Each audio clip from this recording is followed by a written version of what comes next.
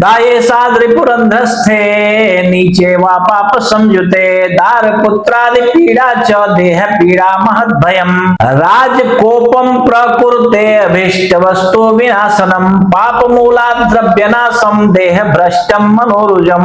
तो मित्रों, महर्षि पाराशर बृहद पाराशर होरा शास्त्रम के 54वें अध्याय के 37वें और 38वें श्लोक में कहते हैं कि यदि आपके ऊपर सूर्य की महादशा चल रही हो और आपकी कुंडली के अनुसार सूर्य की महादशा में अंतरदशा गुरु की चल रही हो और ऐसा गुरु आपकी जन्म कुंडली में दशानाथ सूर्य से तीसरे छठे आठवें घर में बैठा हुआ हो या किसी पाप घर में बैठा हुआ हो, पाप ग्रहों के साथ में युक्त हो, तो ऐसा गुरु आपकी पत्नी और पुत्रों को बहुत कष्ट देता है एवं स्वयं आपको भी शारीरिक पीड़ा बहुत ज्यादा देता है और महान दुख की प्राप्ति करवाता है। इतना ही नहीं, कहते हैं कि राज कोपम प्रकृते, राजा का कोप भी आपको झेलना पड़ सकता है अर्थात राजदंड के भी भागी बना देता है और अभिष्ट वस्तु विनाशनम, आपके अभिष्ट वस्तुओं का भी नाश कर देता है। पाप मूला द्रव्य नाशम देह भ्रष्टम मनोरुजम। और इतना ही नहीं, कहते हैं कि पाप मूला द्रव्य नाशम अर्थात